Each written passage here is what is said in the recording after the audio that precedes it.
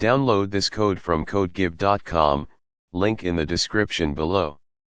Understanding and fixing the JSX element must be wrapped in enclosing tag error in React.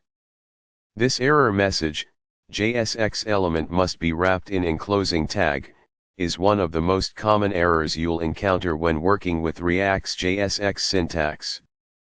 It stems from a fundamental rule of JSX: a component's render method, or its functional equivalent, must return a single root element. Let's break down what that means, why it happens, and how to fix it with various techniques and best practices.